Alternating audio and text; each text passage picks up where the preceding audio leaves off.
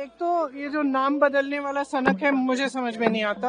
ये बार बार मेरे पिताजी की बात बोलते हैं ना कि पैसे, जितने पैसे हम भेजते हैं उतने पहुंचते नहीं है। तो जो पंचायती राज का बिल था वो इसीलिए था ताकि पैसे, जो सरकार के पैसे हैं वो डायरेक्ट। हमारे यहाँ तो मुख्यमंत्री ऐसे रहे हैं कि किसी को अपना नाम लिखवाना हो या नाम बदलवाना हो तो वो एकदम तैयार हैं उसके लिए। तो ये नई चीज देख रहे हैं कि डबल इंजन में अब यूपी के इंजन से दिल्ली वाला इंजन सीख रहा है। ये जो नाम बदलने वाला सनक है मुझे समझ में नहीं आता। इसमें खर्चा बहुत होता है देश का, सरकार का।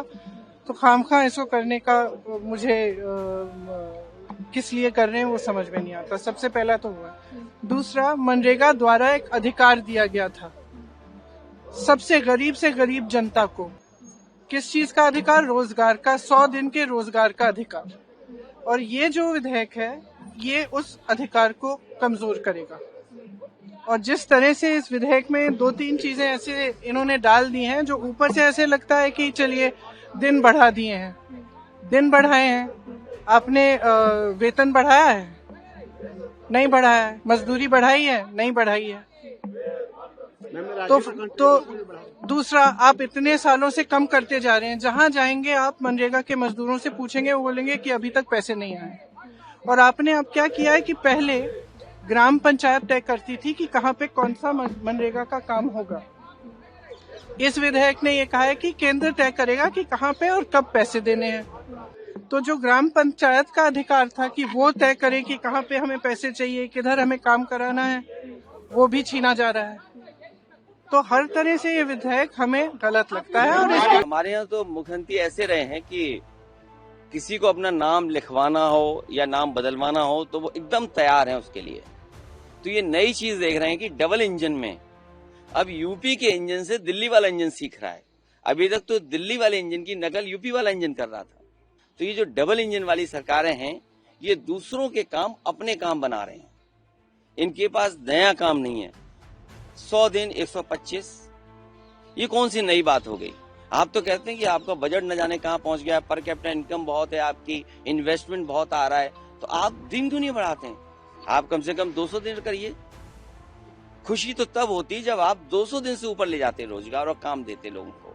अगर नया नाम दे रहे हैं आप, दूसरे का काम अपना काम बना रहे हैं, तो आपको नियम भी ऐसे बदलने चाहिए जिससे सहूलियत हो, स्टेट गवर्नमेंट्स को थोड़ा आजादी हो उसमें बजट को इस्तेमाल करने में। नहीं, इतनी पाबंदियां लगा देंगे आप कि आप बजट ही नहीं खर्च कर पाएंगे। ये नाम बदलने की संस्कृति भारतीय जनता पार्टी की बहुत पुरानी है। अभी जब मैं आपसे मिल रहा हूं उससे पहले मैं एक बिल्डिंग देखता हुआ आ रहा हूं,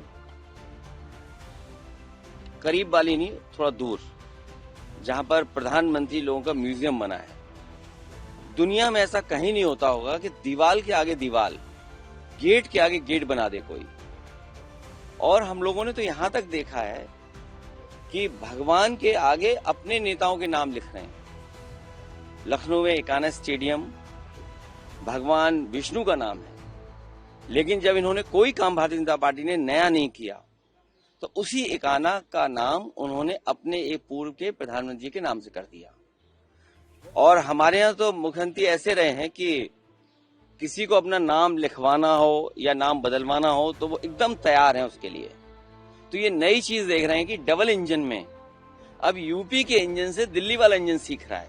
अभी तक तो दिल्ली वाले इंजन की नकल यूपी वाला इंजन कर रहा था। अब क्योंकि किसी का हटाया नहीं जा सकता किसी को, तो उसका कद हटाया जा रहा है। तो ये जो डबल इंजन वाली सरकारें हैं ये दूसरों के काम अपने काम बना रहे हैं। इनके पास नया काम नहीं है। 100 दिन 125, ये कौन सी नई बात हो गई? आप तो कहते हैं कि आपका बजट न जाने कहां पहुंच गया, पर कैपिटा इनकम बहुत है, आपकी इन्वेस्टमेंट बहुत आ रहा है, तो आप दिन क्यों नहीं बढ़ाते हैं? आप कम से कम 200 दिन करिए। खुशी तो तब होती जब आप 200 दिन से ऊपर ले जाते रोजगार और काम देते लोगों को। और फिर आप ऐसे नियम बना देते हैं कि आप उस योजना से बाहर नहीं जा सकते हैं। तो उसके नियम ऐसे हों, अगर नया नाम दे रहे हैं आप, दूसरे का काम अपना काम बना रहे हैं, तो आपको नियम भी ऐसे बदलने चाहिए जिससे सहूलियत हो, स्टेट गवर्नमेंट्स को थोड़ा आजादी हो उसमें बजट को इस्तेमाल करने में।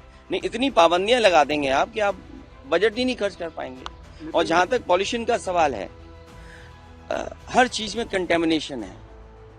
और मैंने तमाम वो होर्डिंग देखे जिसमें ये कहा कि अगर कोई मिलावट करेगा तो उसकी तस्वीर लगाई जाएगी।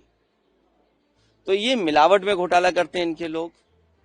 इनके यहाँ तेल में मिलावट है, घी में मिलावट है, जितने भी खाने के सामान है उनसे मिलावट है, खाद दे नहीं पा रहे हैं, हमारी मिट्टी में मिलावट है, जिसको बता रहे थे कि हम सॉइल कार्ड बनाएंगे। आप देखिए कितनी हमारी सॉइल पॉल्यूटेड हो गई, कंटेमिनेशन कहां तक पहुंच गया है। और रिवर्स आप कल्पना नहीं कर सकते, ना इनको डीओ का पता है, ना बीओडी का पता है, ना सीओडी का पता है, और किस पैरामीटर पे ये बात कर रहे हैं।